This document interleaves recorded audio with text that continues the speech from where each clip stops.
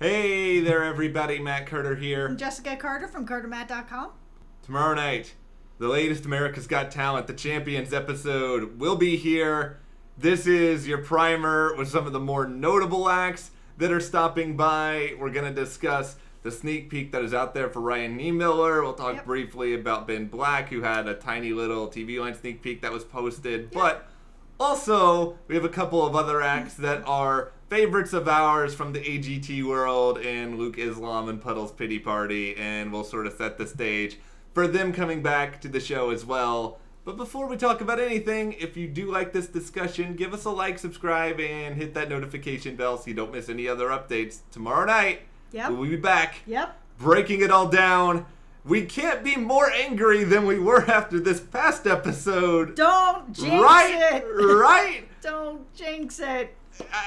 Junior Creative, we will find justice for you. Okay, well, not gonna get stuck on that forever, but all right, I am Junior Creative. Okay, well, let's start here by talking about Ryan Niemiller, because I have many different tinfoil hat theories about how NBC releases these sneak peeks. So let me just put this on here for a moment. Okay, so they never put out the golden buzzer person in advance. Yeah. They like to save that for the show. So Ryan's not getting a golden buzzer. No. But they put out Duo Transcend early last week. Duo Transcend ends up advancing. Yep.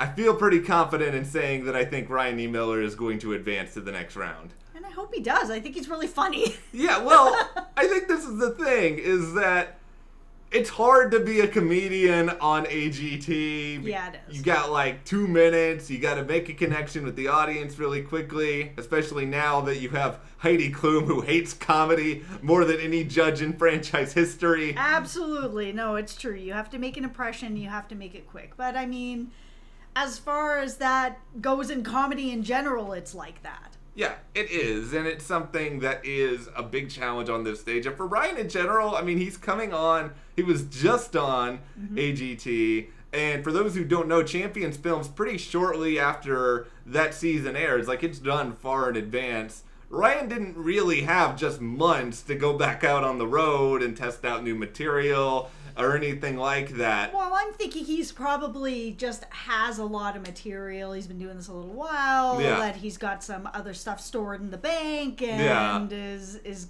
gonna have stuff ready for us. Yeah, and he did. I think he has a very funny preview for what's coming up next. And what I kind of like about it is he sort of combines what I consider the Ryan Niemiller brand, which is the I can laugh at myself, so it's okay for you to laugh too, which I think it's just good for all of us to have kind of a community laugh about things, and I think he's still inspirational, even though he probably would not call himself that. He's just so hilarious, and I do appreciate a lot that he tries to find a way to make fun of himself, make everybody feel a little bit uncomfortable, but also in a way that lets us all feel like it's okay to laugh along with him. That what he's putting forward is funny, and he's putting it in a way that opens up discussion as well as laughs and a smile. I really like him, and I do hope he goes through.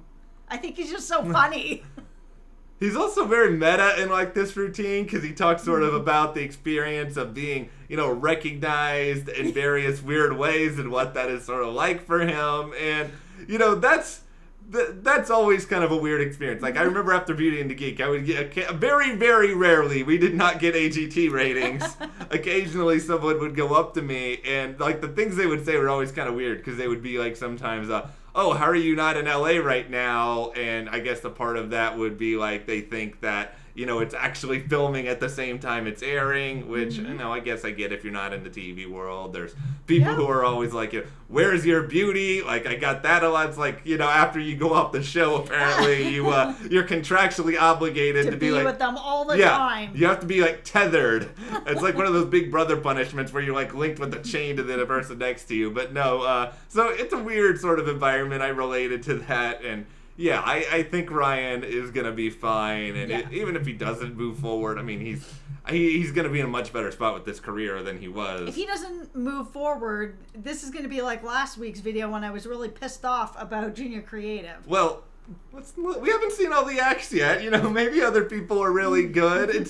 I can't imagine we're gonna have a Hans 2.0 scenario.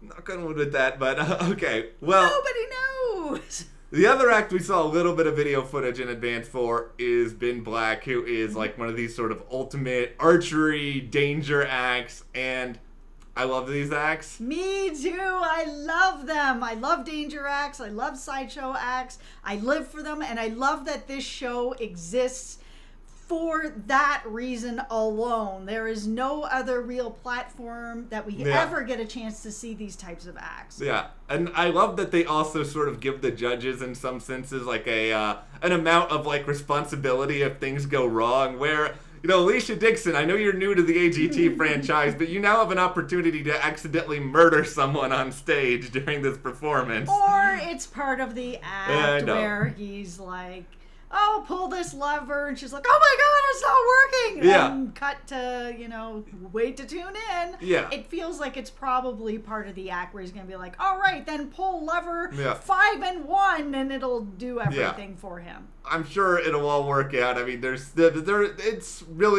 awesome to see this stuff, mostly because I like watching people do things that I would never in a million years do. And, I do like singers, but I will sing. I'm not saying I will sing well, but I will sing. I will not go. You do not give yourself enough credit. Well, if Hans wins this show, Matt is going to sing on video. Wait, what? People are going to vote for Hans to win now, thank you. I don't know. I mean, granted, it's not done live. They won't invent a time travel machine, go back and try to have Hans win. But I feel I'm combobulated now. No, I feel like Ben's going to have a reasonable chance of moving forward, and it is exciting because I would never ever want to do this. I would never want to shoot a bow and arrow. I would never want to be shot at. I'm good. No, and I've always had a fascination with this. I actually own a fire hoop. I've never really been able to use it that well. I'm always afraid I'm going to catch myself on fire, but that's about as close as I'm ever going to get to anything like this. So I love watching people that are brave enough to do stuff like this.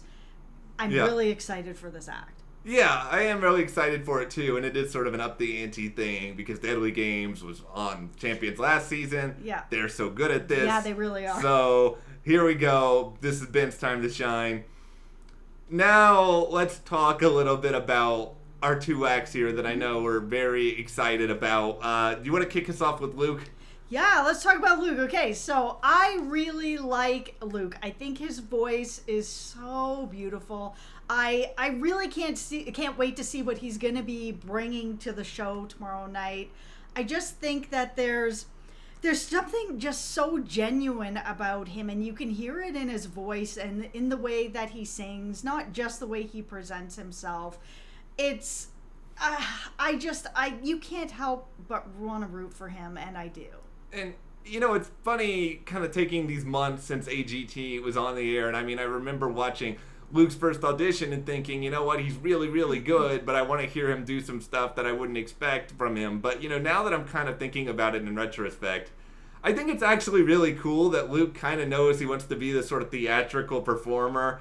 And he's just, like, committing to it. And he's just like, this is who I am. And with him being such a young guy, I'm okay with that. Like what you're talking about feels like something that when he's been doing it a much longer period of time and he wants to dip his toe in another pool and try something else and mix it up and play with his voice a little bit, cool. But right now he's still growing as a singer, finding, he has found his footing in what he is so good at, to just keep practicing that and growing with that and building it bigger. This is the time for him to do that, and I really love that is what he's doing. Yeah, and I feel like if this is like legitimately judged based on talent, Luke is going to move forward to the next round. I mean, it will only not be Luke unless they just decide that they want to make us all collectively very, very mad again, which, I mean, it could happen. Now we come to the portion of this video where I spend some time gushing about someone who's probably not moving forward, but I don't care because I really like him.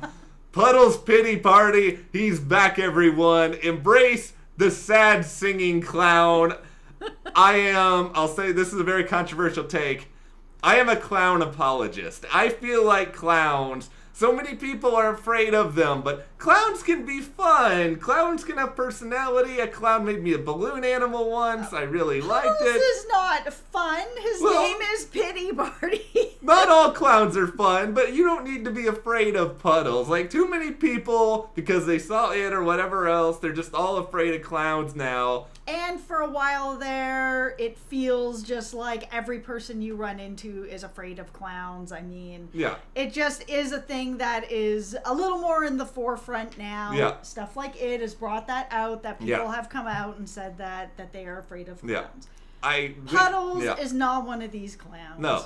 Puddles is the clown you want to hug. You want him to feel better. And, you know, he's got a hard time. He needs everyone's attention and he needs their love to cheer him up. I don't know that I want to hug him, but, you know, I do want to hear him sing. He has really an incredible voice. I remember there aren't a lot of auditions because I'm, like, cynical and old at this point, but, like, there's not a lot of times I get blown over by anything. Like, I remember, like, just being so shell-shocked after Puddles' first audition. I legit thought this was gonna be a joke because like every single person who comes up dressed as a clown on AGT is really stupid and bad and they're just trying to get attention or whatever else, and maybe that's why people are afraid of clowns because all of them are terrible. But no, well, Puddles, it's also kind of you know, we've seen this type of act before where someone comes on stage and they present themselves as one thing and you think Puddles is going to be a mime or a clown or whatever he's going to be, and then oh surprise, he's a singer. So we've seen that a few times on this show, on other shows, but Puddles does do this in a way that is pretty entertaining. Yeah, and he's really, he's just such a tremendous singer. I think he is, like, really, really Vegas. Like, I just need to see him and, like, maybe, like, a Piff the Magic Dragon. Like, a couple of these just, like, interesting character-based acts together, like, all the time. If I could have, like, my dream AGT crossover, there's, like, 8 different people. I would go and see, like, a 3-hour show with all of them. Puddles, he's not gonna probably advance. He's not probably going to win.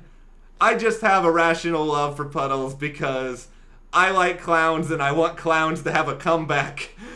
If Puddles wins this competition, oh no. What other false Matt promises? is going to sing 2 songs on the channel. 2 songs. Oh boy. I don't even know if I know 2 songs anymore. I used to know a lot of songs. I'll have to do my. I'll wear clown makeup too. There you all go. There you go. This is my. He's upping his own ante. Yeah. See, I just threw him down the hole, and now he's in the hole, being like, "I'm gonna put on clown makeup too." Yes. I'm more worried about Hans winning at this point than I am Puddles because I know Hans is moving forward, and I feel like AGT is gonna break my Puddles loving heart tomorrow night. But Puddles, it's okay. I'll be having a pity party alongside you after we get through all of this. But all right, well that's our preview for tomorrow night's show. Come back after it airs. We'll have a discussion of the notable acts, the judges, so much more. And also, let us know what you want to see tomorrow night in the comments. And if you like this video, give us a like, subscribe, and you can support us more by checking that link in the description to the CARTERMATT store. And we'll see you here next time.